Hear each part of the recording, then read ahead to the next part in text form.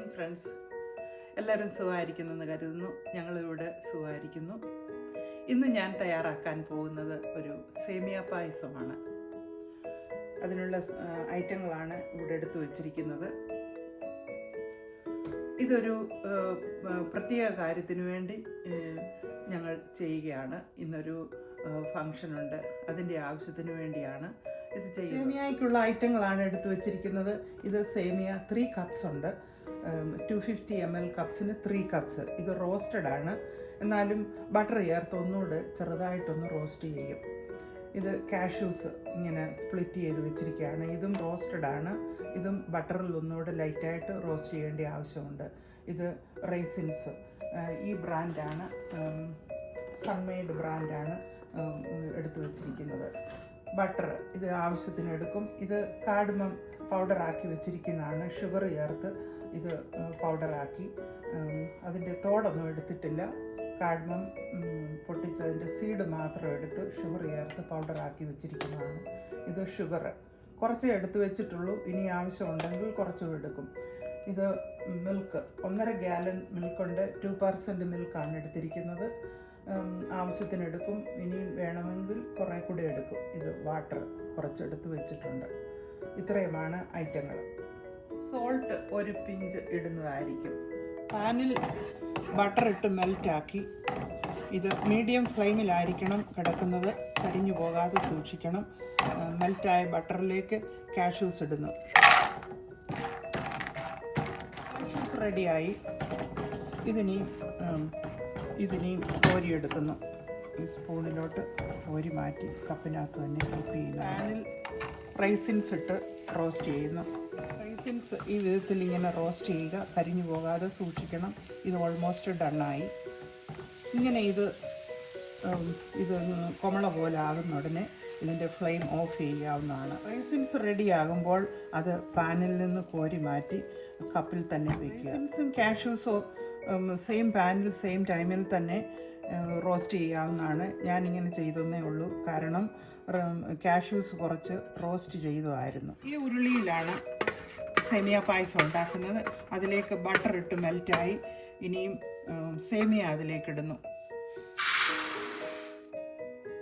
Law ഫ്ലെയിമിൽ ഇത് ഇളക്കി വഴറ്റുക. ഈ പായസത്തിലേക്ക് 1/2 കപ്പ് സാബുദാന കുക്ക് ചെയ്ത് ചേർക്കുന്നുണ്ട്. ഞാൻ സെപ്പറേറ്റ് കുക്ക് ചെയ്താണ് ചേർക്കുന്നത്. ഇതാണ് കുറച്ച് കഴുകി കുറച്ച് വെള്ളം ഒഴിച്ച് ഇനി ഇത് കുക്ക് ചെയ്യാൻ പോകുക. സേമിയ റെഡി ആയിട്ടുണ്ട്. അതിലേക്ക് പാല് ചേർക്കുന്നു.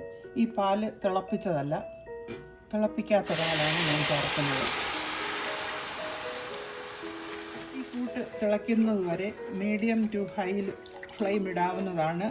നല്ലതുപോലെ ഇങ്ങനെ മിക്സ് ചെയ്തുകൊണ്ടിരിക്കണം, അടിക്ക് പറ്റാതെ സൂക്ഷിക്കണം. സാബുദാന തിളയ്ക്കുന്നുണ്ട്, അത് അടച്ചു വെച്ച് കുക്ക് ചെയ്യണം, ഓവർഫ്ലോ ചെയ്യാതെ സൂക്ഷിക്കണം. ഇങ്ങനെ മിക്സ് ചെയ്ത് കൊടുക്കണം ഇടയ്ക്കിടയ്ക്ക്. സേമിയയുടെ ഈ കൂട്ടിലേക്ക് 1 കപ്പ് വെള്ളം കൂടി ഒഴിച്ച് കൊടുക്കുന്നു. ഇത് 2 കപ്പായിരുന്നു, 1 കപ്പ് ഞാൻ ഒഴിച്ചു.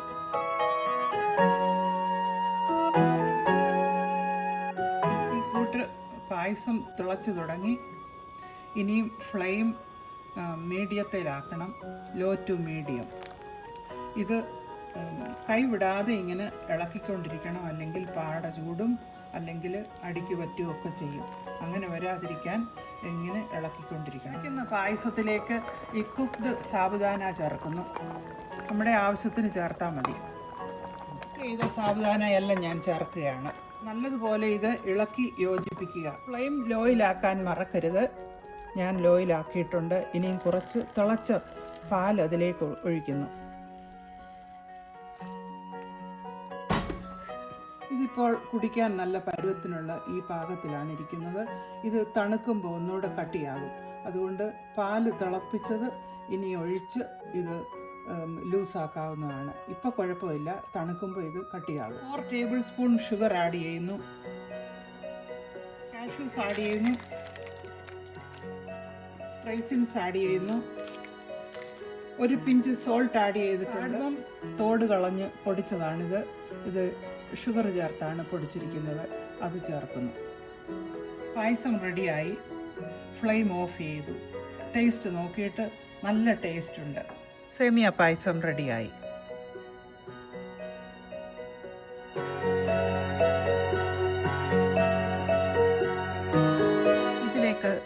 5.5 ലിറ്റർ മിൽക്കാണ് ചേർത്തത്. 1.5 കപ്പ് വാട്ടറും ആഡ് ചെയ്തിട്ടുണ്ട്. ഫംഗ്ഷന് വേണ്ടി ഉണ്ടാക്കിയ സേമിയ പായസം റെഡിയായി.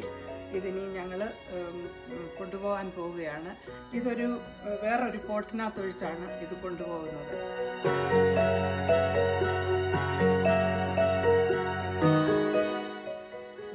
Thank you for watching.